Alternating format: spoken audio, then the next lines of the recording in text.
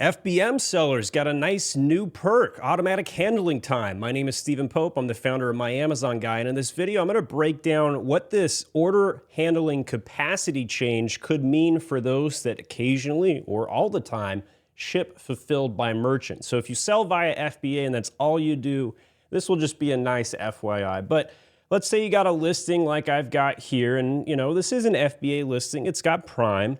But on occasion, I might stock out of FBA and I need my backup FBM sale to kick in.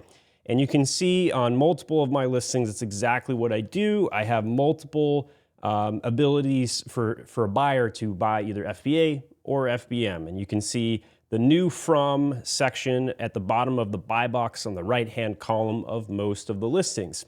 If you haven't done this, I highly recommend it because FBA does stock out. Sometimes FBA shipping is slower than FBM, especially if your stock is at, the Dallas facility and a tornado hits. That actually happened.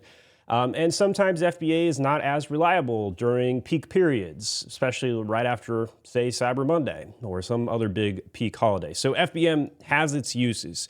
For others, booksellers or people who only use FBM, big, large items sitting at the warehouse, this is a big deal. So this is a new program called Automated Handling Time, AHT, if you will, and it automatically leverages your real data, your past shipping times, to set the handling time live on the listing. Now, for some sellers who may forgot to set this field, it defaults to 2, and some categories may be different. So if you normally ship within 1 day, that's a huge difference on the shipping time frame the consumer will see on the listing. So this listing here that says, hey, I can get this to you tomorrow if it's FBA. If it's FBM, it might say 2 days from now. But if it's FBM and you didn't set your latency, it might say Monday, right? Because you get the weekend included.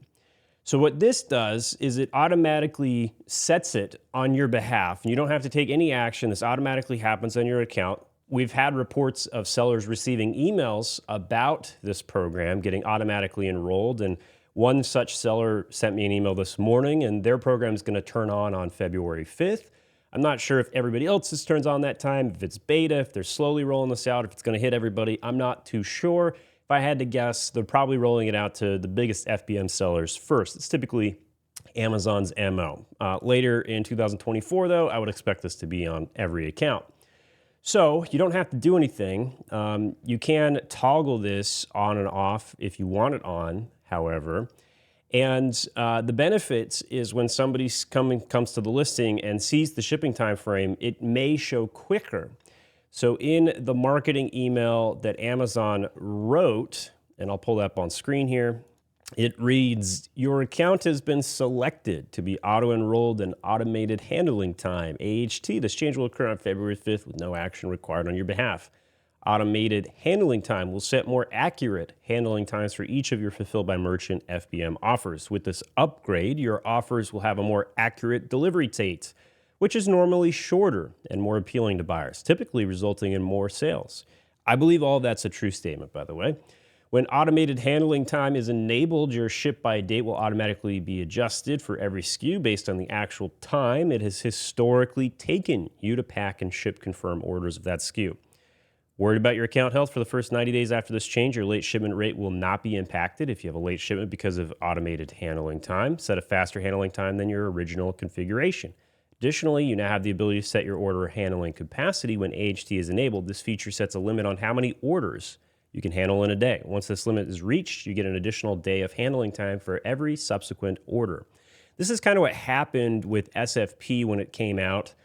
They did something very similar.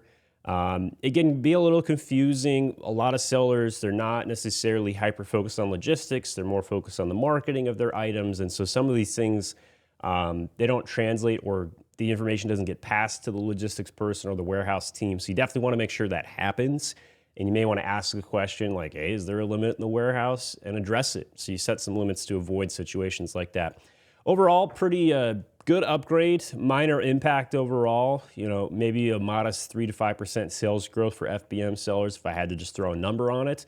But it's always good to be aware of these programs and changes. About every 10 programs Amazon launches, 7 are a dud, 2 are kind of a yawn fest but helpful, and 1 is usually solid and really helpful. I would put this in the 2, it's kind of a yawn but helpful category.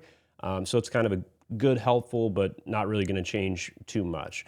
My name is Stephen Pope. I'm the founder of My Amazon Guy. If you want other videos on logistics, click on these videos here.